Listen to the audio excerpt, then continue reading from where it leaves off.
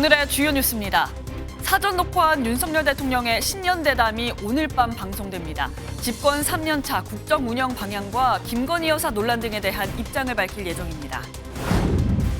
축구대표팀이 한 수 아래로 여겨졌던 요르단에 0대2 충격패를 당하며 결승 진출이 좌절됐습니다. 역대 최강 전력이라는 평가를 받았지만 64년 만의 우승 도전은 결국 실패로 끝났습니다. 국민의힘이 5선 서병수, 3선 김태호 의원에게 현재 민주당이 현역으로 있는 지역에 출마하라고 공식 요청했습니다. 민주당은 윤석열 정권 탄생의 원인을 제공한 사람들은 책임을 져야 한다며 친문 중진 용태론이 불거졌습니다. 고속도로를 달리던 택배 트럭에서 화재가 나 명절 선물 등이 모두 불에 탔습니다.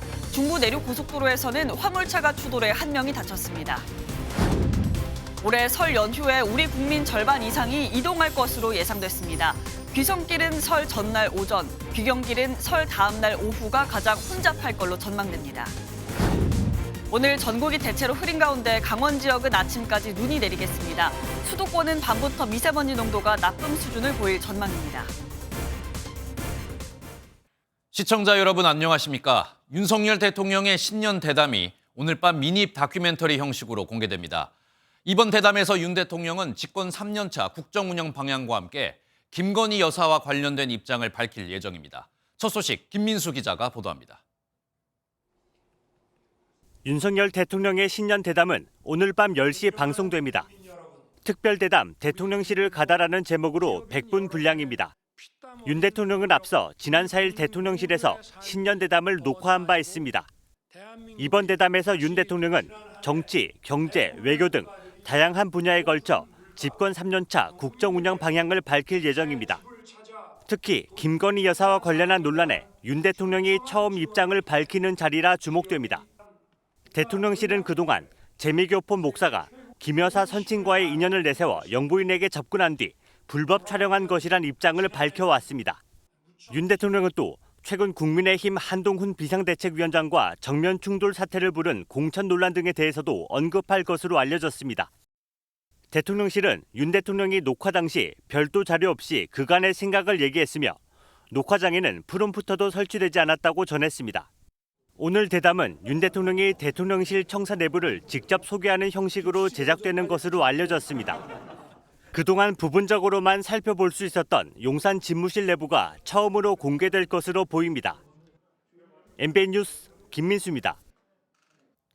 밤사이 영동고속도로 용인 나들목 인근에서 달리던 택배 트럭에서 화재가 나 명절 선물 등이 모두 불에 탔습니다. 중부 내륙 고속도로 감곡 나들목 인근에서는 14톤 화물차가 앞서가던 25톤 화물차를 들이받아 운전자가 다치기도 했습니다. 사건 사고 소식 배준우 기자가 보도합니다. 갓길에 세워진 화물트럭에서 불길이 치솟습니다. 소방대원들이 화물트럭을 향해 물을 뿌리며 화재 진압에 나섭니다.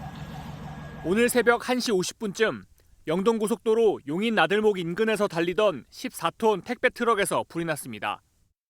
트럭 운전자가 차량을 세운 뒤 즉시 대피해 인명피해는 없었지만 명절 선물을 포함한 택배 화물이 모두 불에 탔습니다. 화물차 앞부분이 완전히 찌그러졌습니다. 소방대원들이 화물차 안에 끼어 있는 운전자를 구조하기 위해 안간힘을 씁니다. 오늘 새벽 3시쯤 중부 내륙 고속도로 감곡 나들목 인근에서 14톤 화물차가 앞서가던 25톤 화물차를 추돌하는 사고가 났습니다. 이 사고로 화물차 운전자가 크게 다쳐 병원으로 옮겨졌는데 생명에는 지장이 없는 것으로 전해졌습니다. 경찰은 음주운전은 아니었던 것으로 파악하고 정확한 사고 원인을 조사할 방침입니다. 쌓여있는 재활용품들이 새까맣게 타버렸습니다. 오늘 새벽 1시쯤 경기도 평택의 한 재활용 업체에서 불이 나 2시간 만에 꺼졌습니다. 화재로 인한 인명피해는 없었고 쌓여있던 재활용품들이 대부분 탔습니다.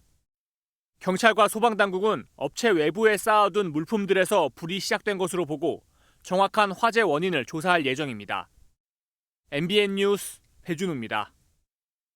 트럼프 전 대통령의 재임 중 공무행위가 퇴임 이후에 면책 대상이 될 수 있는지에 대해 미 연방법원은 적용되지 않는다고 판단했습니다. 트럼프 전 대통령 측은 상소하겠다는 입장으로 대선 이후로 재판을 지연시킨다는 전략입니다. 워싱턴에서 최중락 특파원입니다. 트럼프 전 대통령은 2020년 대선에서 패배하고도 당시 부통령 등을 압박해 대선 결과 인증을 방해한 혐의로 특검에 기소됐습니다. 이에 트럼프 전 대통령은 재임 중 행한 직무행위는 퇴임 이후에도 면책특권의 보호를 받아야 한다며 사법처리 대상이 아니라고 주장해왔습니다. 하지만 지난해 12월 1심 법원에 이어 연방 항소법원 재판부도 면책특권 주장을 기각했습니다. 재판부는 트럼프 전 대통령은 퇴임 이후 시민 트럼프가 됐다며 면책특권은 더 이상 기소로부터 그를 보호하지 않는다고 판단했습니다. 트럼프 전 대통령은 완전한 면책특권이 없으면 미국 대통령 역할을 적절히 수행할 수 없다며 상소 입장을 밝혔습니다. When they talk about threat to democracy, that's your real threat to democracy. And I feel that as a president, you have to have immunity. Very simple. 이번 상소로 앞으로 최종 판결은 연방 대법원 등 상급 재판부로 넘어가게 되며 트럼프 캠프 측은 오는 11월 5일 대선 이후로 재판 개정을 지연시킨다는 전략입니다. 트럼프 전 대통령과 관련된 대선 후보 자격 여부도 연방 대법원에 올라가 있지만 정치적 민감성이 커지면서 재판부도 심리를 서두르지 않고 있습니다. 이번 판결과 관련해 백악관은 언급을 피했고 바이든 대통령은 긴급 연설에서 국경 문제 해결을 트럼프 전 대통령이 발목을 잡고 있다고 비판했습니다. Because Donald Trump thinks it's bad for him politically. Rather weaponize this issue than actually solve it. So for the last 24 hours, he's done nothing, I'm told. 여론조사에서는 64%가 대통령 재임 중 한 일에 대한 면책특권에 반대한다고 답해 트럼프의 주장에는 동의하지 않는 것으로 나타났습니다. 워싱턴에서 MBN 뉴스 최종락입니다. 튀르키예 이스탄불의 법원 청사에서 총격 테러가 발생해 용의자 2명을 포함해 3명이 숨지고 5명이 다쳤습니다. 9일 전에도 이스탄불에서는 성당에서 괴한이 총격을 가해 남성 1명이 숨진 바가 있는데요. 튀르키예에서 테러가 잇따르고 있습니다. 이교욱 기자가 보도합니다. 튀르키예 이스탄불의 법원 현관에 놀란 사람들이 납작 엎드려 있습니다. 외부에 있던 사람들은 서둘러 법원 안으로 들어옵니다. 현지 시각 6일 튀르키예 이스탄불의 법원 청사에서 총격 테러가 발생해 남녀 용의자 2명을 포함해 3명이 숨지고 5명이 다쳤습니다. 용의자들은 경찰과 대치 끝에 사살됐는데 제압 과정에서 경찰관 3명과 시민 3명이 다쳤고 이 중 시민 1명은 끝내 사망했습니다. Önce erkek olan vuruldu. Sonra kadın birkaç ateş ettikten sonra onu vurdular.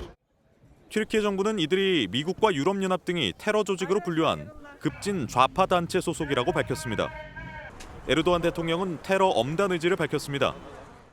Türkiye hiçbir ayrım yapmadan tüm terör örgütleriyle ve destekçileriyle mücadelesini kararlılıkla sürdürecektir. 이스탄불에서는 9일 전에도 미사가 진행 중인 성당에 괴한이 총격 테러를 가해 남성 1명이 숨진 바 있습니다. MBN 뉴스 이교욱입니다. 올해 설 연휴에는 우리 국민의 절반 이상인 2,852만 명이 민족 대이동에 나설 것으로 예측됩니다. 귀성길은 연휴 첫날인 9일 오전에 가장 막히고 귀경길은 설 다음 날인 11일 오후가 가장 막힐 것으로 보입니다. 백길종 기자입니다. 설 연휴를 맞아 내일부터 오는 12일까지 국민의 55%인 2,852만 명이 이동에 나선다는 전망이 나왔습니다. 연휴 전날인 내일 594만 명, 설 전날 570만 명, 설 당일 663만 명 등 하루 평균 570만 명이 이동할 것으로 예측됐습니다. 지난해보다 2.3% 늘어난 수치로 코로나 팬데믹 이후 가장 많은 이동량입니다. 고속도로 통행량 기준으로도 지난해보다 3.1% 늘어 하루 평균 520만 대, 설 당일엔 605만 대가 이동할 걸로 예상됩니다. 귀성길은 설 전날인 9일 오전이, 귀경길은 설 다음 날인 11일 오후가 가장 붐빌 걸로 보입니다. 국토교통부는 설 연휴 교통 혼잡을 줄이기 위해 고속도로와 국도 130여 곳을 혼잡 예상 구간으로 정해 집중 관리하기로 했습니다. 또 고속버스 등 대중교통의 운행 횟수도 평소보다 10% 이상 늘릴 계획입니다. 이번 연휴에는 국민의 19.6%가 여행 계획을 세운 것으로 조사됐습니다. 이 가운데 해외여행을 계획한 건 8.4%로 하루에 19만 5천 명이 인천국제공항을 찾을 것으로 보입니다.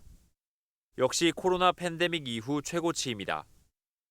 MBN 뉴스 백길종입니다.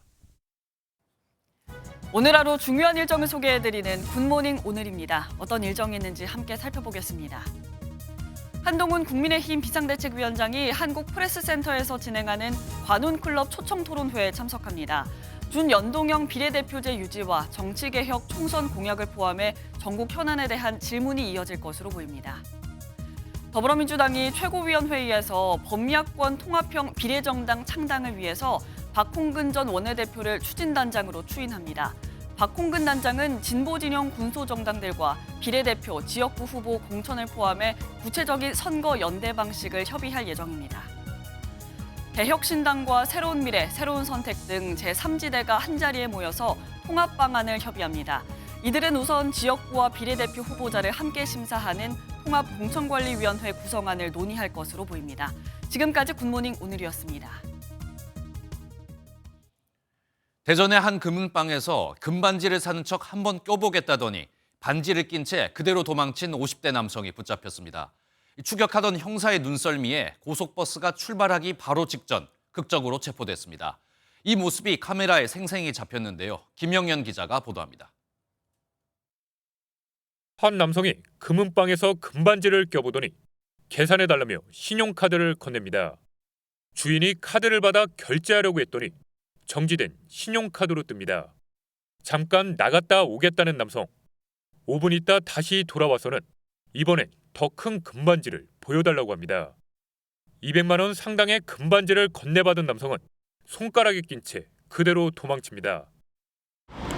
남성은 금은방 밖으로 나와 급히 달아났고 주인이 뒤쫓았지만 끝내 놓치고 말았습니다. 중량 좀 많이 나가는 거 5돈짜리를 보여달라고 해서 보여줬더니 끼고 바로 도망갔다. 대전 밖으로 도주할 가능성이 크다고 판단한 경찰은 대전역과 대전 복합터미널로 팀을 나눠 출동했습니다. 대전 터미널에 도착한 형사가 하나하나 버스를 확인하던 중 유리창을 통해 인상착의가 비슷한 남성을 발견합니다. 수원행 고속버스가 출발하기 직전 체포된 50대 남성은 훔친 금반지를 전당포에 현금 150만 원에 맡기고는 이 돈을 들고 대전을 막 뜨려던 참이었습니다. 노숙 생활하기가 힘들고 생활이 힘들어서 주거지는 말소가 돼 있습니다. 아마 이거 못 잡으면 오랜 시간이 걸릴 수 있는 범행이 될 수 있습니다.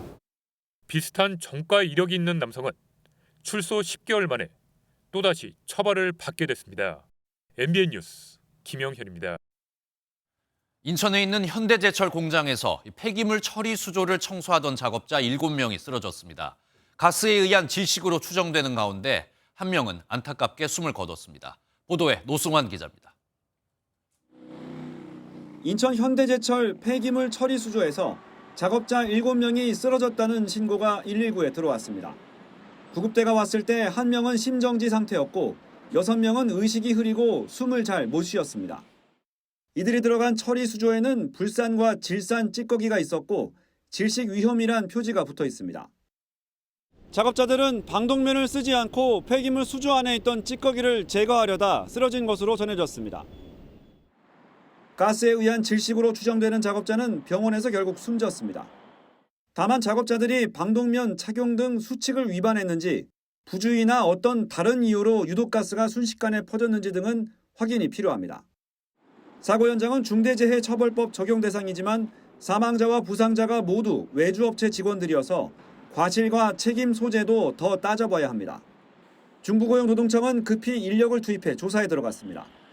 MBN 뉴스 노승환입니다. 얼마 전 부산의 한 아파트에서 발생한 화재의 원인, 20년 된 김치냉장고였습니다. 이 제품은 이미 4년 전 리콜 결정이 내려졌지만 워낙 오래된 모델인지라 아직도 일반 가정에 10,000대 넘게 사용 중인 것으로 추정되는데요. 언제 불이 날지 모르는 상황이기 때문에 보도 보시고 댁에 있는 김치냉장고도 꼭 한번 확인해 보시기 바랍니다. 박상호 기자입니다. 아파트 내부가 새까맣게 타버렸습니다. 지난달 30일 70대 부부가 사는 부산의 한 아파트에서 불이 나 아내는 화상을 입었습니다. 불이 시작된 곳은 김치 냉장고입니다. 냉장고를 밖으로 어렵게 이제 끄집어 내가지고 불을 끄려고 하는데 펑 하고는 이제 이 천장으로부터 비니까. 해당 냉장고는 2003년 10월에 만들어진 위니아 딤체였습니다. 지난달 21일 춘천에서도 2002년 제조된 같은 모델 김치냉장고에서 불이 나 90대 노인이 숨졌습니다. 김치냉장고 화재 10건 가운데 8건은 위니아 제품이었는데 2005년 9월 이전에 만들어진 모델이 문제였습니다. 냉매 공급 모터에 전원을 투입하고 차단하는 릴레이라는 부품을 새 걸로 교체해야 합니다. 4년 전 리콜이 시작됐지만 아직도 10,000대 정도가 AS를 받지 못해 불이 계속 나고 있습니다. 이런 일이 있을 거라고는 생각도 못했고 지금 너무 참담하고. 위니아 측은 20년도 넘은 제품인데다 직영 대리점이 아닌 곳에서 산 제품은 추적도 힘들다고 토로했습니다. 사용자가 AS 신청을 하지 않으면 수리를 해주고 싶어도 할 수 없다는 겁니다. 게다가 위니아는 경영난으로 법정 관리에 들어간 상태여서 지금 AS를 받지 않고 불이 나면 제대로 된 보상도 받기 힘들 수 있습니다. MBN 뉴스 박상호입니다. 지난 2022년 연세대 청소 노동자들이 처우 개선을 요구하며 교내에서 집회를 열었습니다. 그런데 일부 재학생들이 소음으로 학업에 피해를 입었다고 소송을 냈다가 패소했습니다. 이 내용은 이한나 기자가 보도합니다. 빨간색 조끼와 파란색 모자를 쓴 청소 노동자들이 연세대 학생회관 계단에 앉아 있습니다. 지난 2022년 3월 임금 인상과 샤워실 설치 등 처우 개선을 해달라며 집회를 연 겁니다. 당시 노동자들은 꽹과리와 확성기 등을 썼는데 재학생 3명은 집회 소음에 학습권을 침해당했다며 형사 고소하고 정신적 손해배상금 등 640만 원을 배상하라는 민사소송도 냈습니다. 이후 경찰은 지난해 5월 업무방해와 집시법 위반 혐의에 대해서 최종적으로 불송치 결정을 내렸습니다. 법원도 어제 재학생들의 손해배상 청구를 기각했습니다. 법원 판결은 공동체에 대한 연대의식 없이 오로지 자신의 권리만을 주장할 수 없음을 분명하게 확인했다는 점에서 큰 의미가 있습니다. 재학생 측은 이번 판결을 두고 대학 내 불법 집회를 정당화한 시대착오적 판결이라며 강력 반발했습니다. 학교와 직접적 법률 관계가 없는 제3자가 미신고 집회 등으로 학생들의 면학의 권리를 침해해도 이를 면책했다는 겁니다. 원고 측이 항소장을 법원에 제출한 가운데 청소노동자들과의 법적 공방은 한동안 더 이어질 전망입니다. MBN 뉴스 이한나입니다. 가습기 살균제 피해의 책임이 국가에도 있다는 첫 판결이 나왔습니다. 피해자들이 소송을 낸 지 10년 만인데 재판부는 충분한 안전성 검사 없이 유해 물질을 사용하도록 둔 것은 위법이라며 1심 판결을 뒤집었습니다. 보도에 홍지호 기자입니다. 지난 2014년 가습기 살균제 피해자 13명은 손해배상 소송을 시작했습니다. 직접 살균제를 만든 제조사와 납품업체는 물론 국가 역시 배상 책임이 있다고 주장했습니다. 1심 선고까지 2년이 걸렸지만 국가의 책임은 인정되지 않았습니다. 유해성 심사 등은 당시 시행되던 법에 따른 것이었고 국가 책임을 입증할 구체적 증거가 제출되지 않았다는 이유였습니다. 피해자 5명이 불복하며 2심으로 이어졌고 2018년 사회적 참사 특별조사위원회에 환경부에 대한 조사 내용도 증거로 제출되는 등 항소심은 7년 만에 마무리됐습니다. 재판부는 충분한 안전성 검토 없이 유해성 심사와 공표가 이루어졌다며 환경부 장관 등 공무원의 재량권이 위법했다고 보고 국가의 배상 책임을 처음으로 인정했습니다.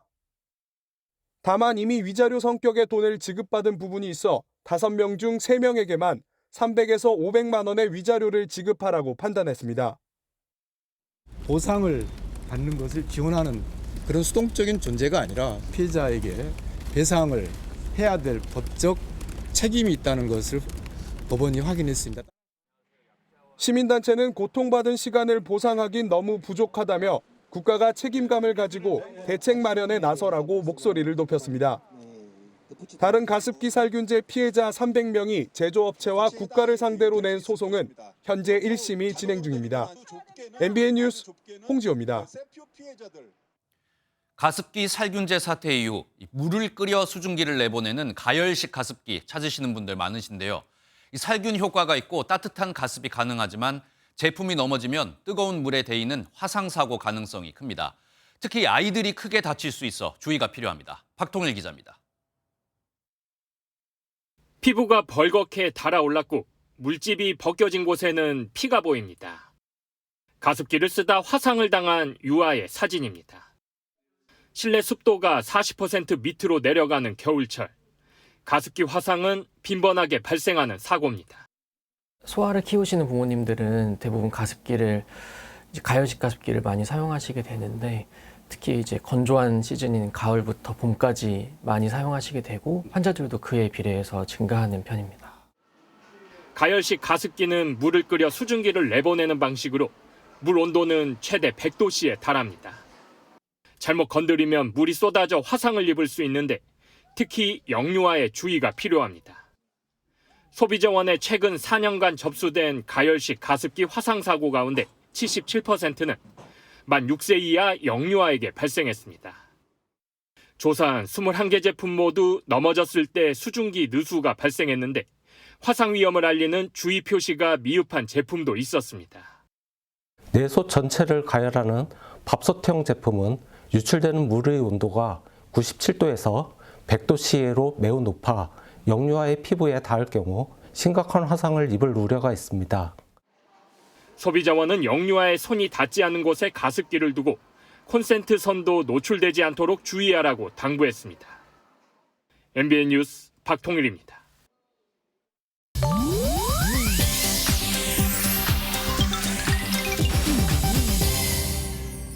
인터넷에서 화제가 되고 있는 소식들을 모아 전해드리는 인터넷 와글와글입니다.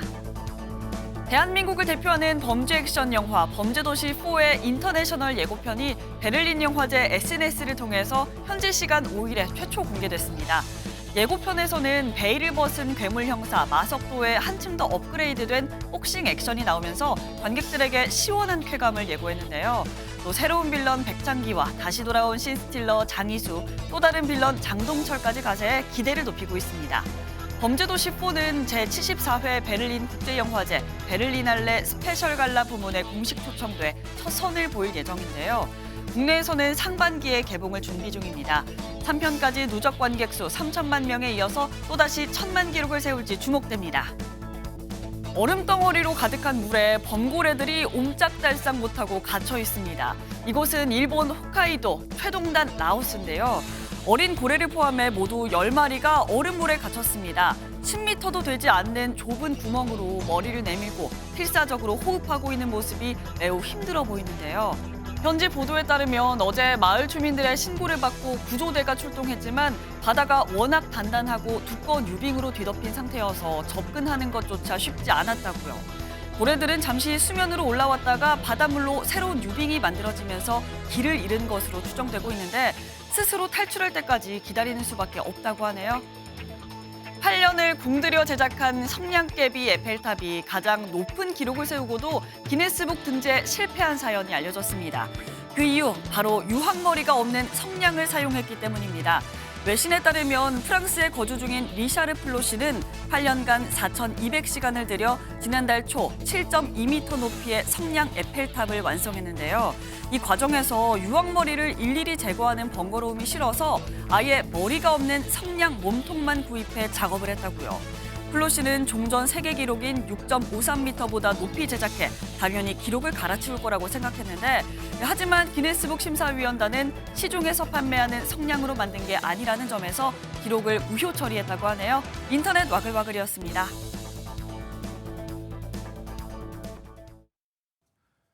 더불어민주당이 준연동형 비례대표제를 만장일치로 추인했습니다. 정권 심판론을 앞세워 범야권 진영의 통합형 비례정당 구성을 위한 실무 준비에도 들어갔는데요. 국민의힘은 민주당이 운동권 정당들과 의회 독재를 이어가려 한다고 강하게 비판했습니다. 이상엽 기자입니다. 비례대표 선거제를 준연동형으로 준위성 정당인 통합비례정당을 만들겠다는 이재명 민주당 대표의 구상에 이견은 없었습니다. 이 대표는 정당방위라는 표현으로 책임을 국민의힘에 돌렸습니다. 반칙을 하는 상황에서 우리가 대응하지 않으면 우리 국민들의 표심이 또 주권 의지가 왜곡될 수밖에 없는 급박한 상황이라 굳이 표현하자면 정당방위라고나 할까?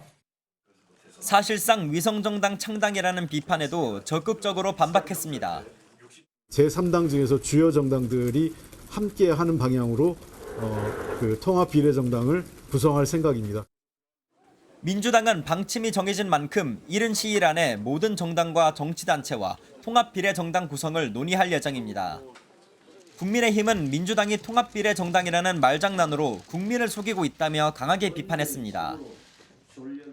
입법 폭주로 얼룩진 최악의 21대 국회에 이어 22대 국회에서도 민주당이 운동권 정당들과 손잡고 의회 독재를 계속해 나가겠다는 선언입니다. 민주당이 정부 심판론에 동조하는 야권 세력을 모으겠다고 나선 만큼 총선 승리를 위한 여야 신경전은 더욱 첨예해질 전망입니다. MBN 뉴스 이상엽입니다. 공천심사에 돌입한 국민의힘이 중진인 서병수, 김태호 의원에게 공개적으로 출마 지역구를 변경할 것을 요구했습니다. 민주당 의원 다수가 현역으로 있는 낙동강 벨트 지역으로 이곳을 탈환하면 총선에 큰 바람을 일으킬 수 있다고 본 겁니다. 한동훈 위원장은 승리를 위해서 더 많은 사람이 헌신해야 한다고 말했습니다. 민지숙 기자입니다. 총선을 60여일 앞두고 국민의힘이 영남 중진 서병수, 김태호 의원에게 이른바 자객 출마를 공개 권고했습니다. 국민구사와 헌신이 필요합니다. 더 적극적으로 많은 사람이 헌신해야만 그것이 국민의힘의 승리의 길이라고 생각합니다. 저도 불출마하지 않았습니까? 5선 중진 서병수 의원은 민주당 전재수 의원이 3선에 도전하는 부산 북강서구 갑으로, 3선 김태호 의원은 경남 양산을로 지역구를 옮겨 민주당 현역 김두관 의원을 꺾어달라고 주문했습니다. 두 지역을 포함한 낙동강 벨트는 부울경 판세를 좌우하는 최대 격전지로 현재 민주당이 9곳 가운데 5곳을 차지하고 있습니다. 지난 총선에서도 지역구를 옮겨 5선에 성공한 서 의원은 MBN에 새로 도전할 수 있는 기회라며 당의 요청을 받아들이겠다고 밝혔고, 김태호 의원은 크게 고민하고 있다고 전했습니다. 일각에선 영남권 중진에 대한 험지 출마나 용퇴 등 희생 요구를 위한 신호탄이란 해석이 나옵니다. 한 중진 의원은 당 차원의 조율이 필요한 건 사실이지만 오랫동안 지켜온 지역구 민심도 좋지 않은 상황이라며 차출에 대한 경계감을 전했습니다. 한동훈 비대위가 본격적인 총선 지역구 교통정리에 나서면서 중진들의 험지 출마가 영남에 이어 수도권으로까지 이어질지 관심이 쏠립니다. MBN 뉴스 민지숙입니다. 더불어민주당은 1차 경선 지역 후보를 발표하며 본격적인 경선 모드에 들어갔습니다. 관심을 모았던 현역 의원 평가 하위 20% 명단 통보는 설 이후에 진행하기로 했습니다. 서영수 기자의 보도입니다. 민주당 공천관리위원회가 심사를 마무리한 36개 지역에 대한 결과를 발표했습니다. 단수 공천 지역은 13곳, 경선이 치러지는 지역은 23곳으로 결정했습니다. 일부 지역에서는 원외 친명계 후보들이 현역 의원들과 공천장을 놓고 맞대결을 펼치게 됐습니다. 문재인 정부 국토교통부 장관을 지낸 노형욱 예비후보는 광주 동남갑에 도전했지만 컷오프됐습니다.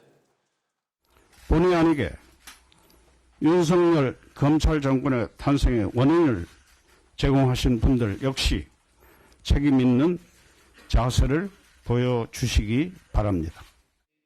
반면 문재인 정부 청와대 국민소통수석을 지낸 박수현 예비후보는 공주 부여 청양에 단수 공천했습니다. 20% 이유와 차이가 났을 때 단수를 할 수 있다. 이런 규정이 있습니다. 관심을 모았던 현역 의원 평가 하위 20% 명단 통보는 설 연휴 이후에 하기로 했습니다. 하위 20%에 포함될 경우 사실상 컷오프 가능성이 높은 만큼 이에 반발한 탈당을 막으려는 게 아니냐는 해석이 나옵니다. 민주당은 공천 반발에 따른 탈당은 없을 거라고 일축했지만 1차 심사에서 탈락한 일부 후보가 재심을 요구하는 등 진통이 이어질 전망입니다.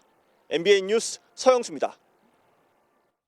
새로운 미래로 합당하기 직전에 이탈한 조응천, 이원욱 의원이 제3지대 통합공천관리위원회를 제안했습니다. 대통합을 위한 시간이 얼마 없다는 건데 당장 오늘 제3지대 주요 인사들이 한자리에 모이기로 했습니다.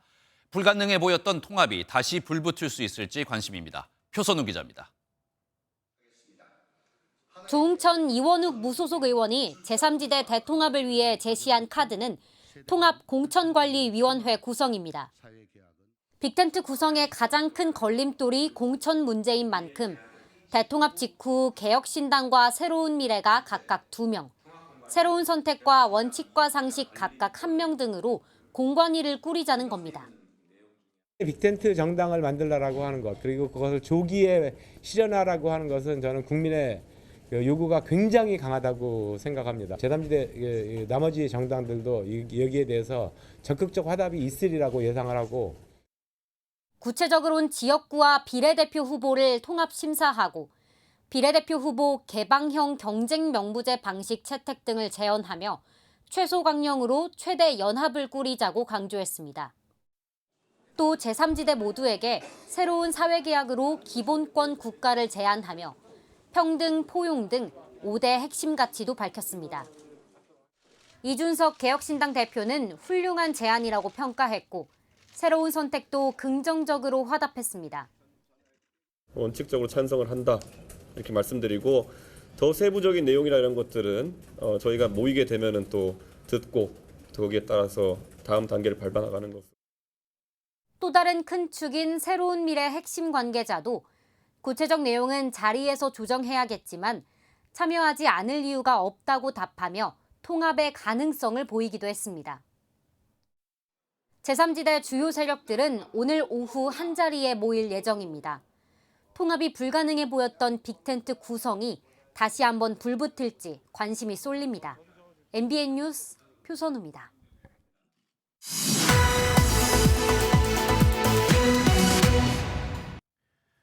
여야 모두 본격적인 공천이 시작되면서 잡음이 이어지고 있습니다. 국회팀 유승호 기자와 자세한 이야기 나눠보겠습니다. 어서 오십시오. 유 기자, 일단 이 국민의힘부터 한번 살펴보죠. 어제 국민의힘이 공천 심사했고 이 부적격 대상자 발표했지 않습니까? 내용 어떻습니까? 예, 맞습니다. 국민의힘은 이번 총선 공천 신청자 전원을 대상으로 진행한 부적격 심사 결과를 발표했습니다. 범죄 경력 및 부적격 여부를 면밀하게 검증했습니다. 공천 신청자 849명 중에서 29명이 부적격 대상자로 확정되었습니다. 네, 개별적으로 통지를 받은 부적격 대상자들은 오는 13일부터 시작되는 면접부터 아예 배제되는데요. 정 위원장은 부적격 기준에 해당하지 않은 범죄 경력이 있으면 도덕성 평가에서 감점하겠다고도 밝혔습니다. 네, 면접 기회조차 받지 못하고 탈락을 해버린 건데 이런 사람들 중에서 벌써 반발하는 사람들이 있다면서요? 예, 맞습니다. 국민의힘의 전신이죠. 자유한국당 원내대표를 지낸 김성태 전 의원이 부적격 대상에 이름을 올린 것으로 알려졌습니다. 김 전 의원, 자녀 KT 부정채용 청탁 혐의로 대법원에서 징역 1년에 집행유예 2년형이 확정됐다가 지난 2022년 신년 특사로 사면 복권되는데요. 여권의 험지로 분류되는 서울 강서을에서 내리 3선에 성공한 김 전 의원은 이번 발표에 적잖은 충격을 받은 것으로 전해졌습니다. 김 전 의원은 오늘 기자회견을 통해 입장을 밝힐 예정입니다. 네, 적지 않은 반발이 이어질 것 같은데 민주당도 한번 살펴보겠습니다. 어제 첫 공천 심사 결과 발표됐죠? 예, 맞습니다. 앞서 리포트에서 보신 것처럼 민주당 공천관리위원회에서도 36개 지역에 대한 심사 결과를 발표했죠. 이명백 공천관리위원장은 줄곧 윤석열 검찰 정권 탄생의 원인을 제공한 인사들에게 책임 있는 자세를 요구해 왔었는데요. 문재인 정부 하에서 검찰 정권의 그 탄생에 본의 아니게 기여한 분들이 있다면 책임감을 느껴야 되지 않겠냐. 이번 심사 결과 발표에서도 한 번 더 책임감 있는 자세를 요구했습니다. 문재인 정부 출신 예비 후보자들에게 불출마 또는 험지 출마를 요구한 것 아니냐는 목소리도 나오는데 문재인 정부에서 국토교통부 장관을 지낸 노형욱 전 장관이 광주 동남갑에 도전장을 냈다가 컷오프됐는데 이를 두고 공관위에 이런 뜻이 반영된 것 아니냐 이런 해석이 나옵니다. 네, 말씀하신 내용 보면 민주당 공천을 보니까 문재인 정부 때 참여했던 사람들에게 책임을 묻겠다 이러면서 좀 갈등이 있는 것 같습니다. 친문 인사들 반응은 어떻습니까? 예, 대표적으로 임종석 전 대통령 비서실장 있습니다. 임 전 실장 곧바로 반박에 나섰습니다. 임 전 실장은 자신의 SNS를 통해 문재인 정부 책임론에 동의하지 않는다며 누가 누구를 탓하는 것은 그 아픔을 반복할 수 있다고 밝혔는데요. 이번 총선에 서울 중성동갑에 출사표를 던진 임 전 비서실장을 비롯해 당 안팎에서의 공천 갈등은 당분간 이어질 전망입니다. 네, 그리고 준연동형 비례제 두고 여야 갈등이 심했었는데 민주당도 이제 위성정당 창당 준비에 들어갔죠. 예, 리포트에서 보신 것처럼 지금 만장일치 추인을 통해서 이제 본격적으로 준비에 들어갔습니다. 네. 민주당은 어제 민주개혁 진보 선거연합의 첫 준비회의를 열었습니다. 이재명 대표는 박홍근 전 원내대표를 추진단장으로 내정하고 오늘 최고위원회에서 추인할 예정인데요. 조만간 박 전 원내대표가 추진당 구성과 통합비례정당 창당 일정 등에 대해 직접 발표할 예정입니다. 앞서 한동훈 국민의힘 비상대책위원장은 통합비례정당을 내세운 민주당을 향해 날선 비판의 목소리를 냈습니다. 이런 위성정당의 출연으로 어떤 일이 있었는지 우리가 다 알고 있지 않습니까? 김의겸 같은 사람이 의원이 되는 거고 최강욱 같은 사람이 의원이 되는 걸 겁니다. 지금 더 할 겁니다. 예, 오늘 한 비상대책위원장이 관훈클럽 토론회에 나서는데 비판 수위를 높일지 관심이 쏠립니다. 네, 오늘 말씀 여기까지 듣겠습니다. 지금까지 국회팀 유승호 기자였습니다. 정부가 19년간 묶여있던 의대 정원을 확대하기로 최종 결론 냈습니다. 내년 대학 입시부터 늘어나는 의대 입학 정원은 모두 2,000명입니다. 오는 2035년까지 의사 인력 10,000명을 확충하기 위한 첫 단추를 낀 건데 2배 가까이 늘어나는 의대 정원에 의료와 교육 현장 등에선 큰 변화가 예상됩니다. 신용수 기자입니다. 정부는 보건정책심의위원회를 열고 의대 정원을 2,000명 늘리기로 했습니다. 기존 예상됐던 1,000명보다 2배나 많은 수치인데 현재 고3이 대학에 진학하는 2025학년도부터 곧바로 적용됩니다. 이에 따라 2006년 이후 3,058명으로 묶여있던 전국 40개 의과대학 정원은 5,000명대로 대폭 늘어납니다.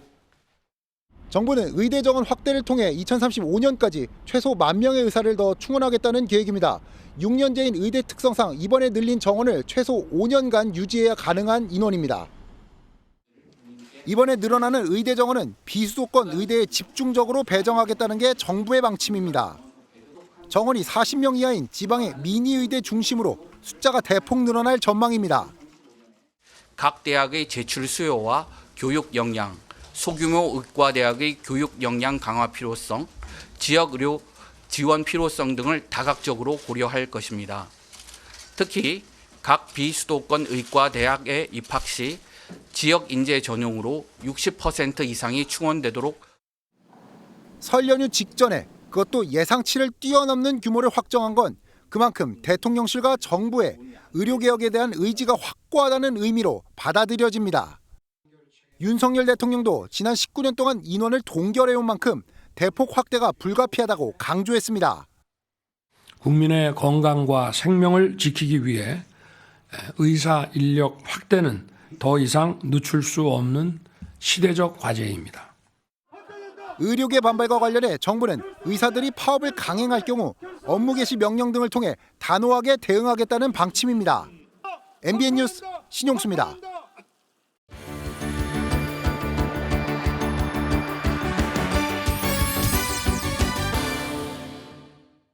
굿모닝 월드입니다.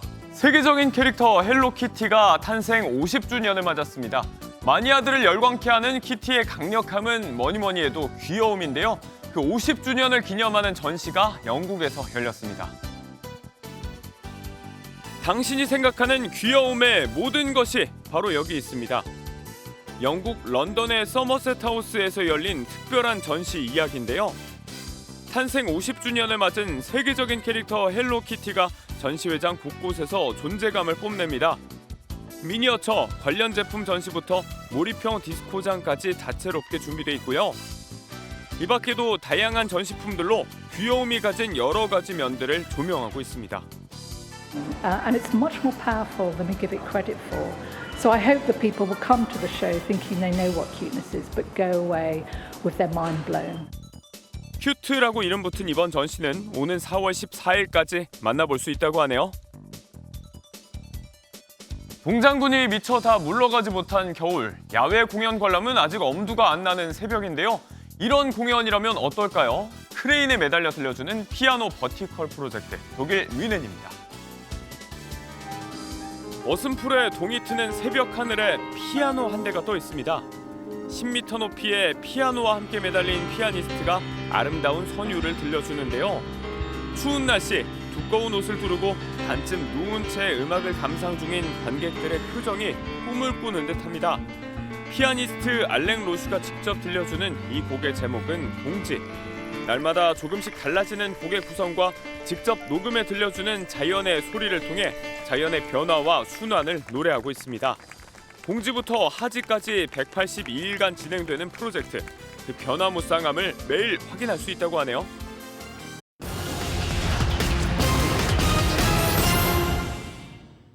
최저 1%대 금리로 주택구입 자금과 전세금을 빌려주는 신생아 특례대출 신청액이 출시 일주일 만에 2조 5천억 원에 육박했습니다. 대환 용도가 1조 6천억 원으로 전체 대출 신청액 중 65%에 해당했는데요. 금리 부담을 낮추기 위해 기존 대출을 저금리로 갈아타려는 수요가 몰린 것으로 해석됩니다. 금융위원회가 다음 달부터 소액 연체자 298만 명의 연체 이력을 없애주는 신용 사면을 시행합니다. 지난 2021년 9월부터 올해 1월까지 2천만 원 이하의 연체금을 가진 사람이 대상인데 오는 5월까지 전액 상환할 경우 신용 회복을 지원합니다. 사면 대상자 중 259만 명은 이미 연체액을 상환해 별도 신청 없이 신용 회복이 가능합니다. 국민평형으로 불리는 84제곱미터 25평형 아파트의 평균 분양가가 1년 사이 6천만 원 이상 오른 것으로 나타났습니다. 전국 민간 아파트 3.3제곱미터 평당 평균 분양가는 지난해 12월 기준 1,700만 원을 넘겨 2년 전보다 190만 원 올랐습니다. 서울이 517만 원 올라 상승폭이 가장 컸는데 분양가도 유일하게 3천만 원을 넘었습니다. 지금까지 굿모닝 경제였습니다. 오늘도 큰 추위는 없겠습니다. 현재 서울의 기온 영하 0.9도로 어제 아침보다는 낮지만 평년 기온을 웃돌고 있고요. 한낮에는 4도까지 오르면서 어제보다 높겠습니다. 현재 강원 동해안을 중심으로는 약한 눈구름이 머물고 있습니다. 오늘 아침까지 강원도에는 1cm 미만의 눈이 조금 내리겠고요. 그 밖에 중부지방에도 눈이 날리는 곳이 있겠습니다. 도로에 살얼음이 낄 수 있어 교통안전에 주의하셔야겠습니다. 오늘 대기질은 대체로 무난할 텐데요. 다만 중서부 지역은 대기 정체로 먼지가 축적돼 일시적으로 농도가 높게 나타날 때가 있겠고요. 밤부터는 국외 미세먼지가 유입되면서 내일은 중서부를 중심으로 종일 공기가 탁하겠습니다. 오늘도 하늘 표정은 대체로 흐리겠고요. 오전까지 영남 내륙에는 안개가 짙게 끼는 곳이 있겠습니다. 지역별 현재 기온 보겠습니다. 춘천 영하 2도, 대구는 0.6도 나타내고 있고요. 낮 기온은 서울이 4도, 대전 5도, 부산은 9도로 어제와 비슷하거나 조금 높겠습니다. 설 연휴까지 큰 추위 없겠고요. 하늘에는 구름만 다소 지나겠습니다. 날씨였습니다.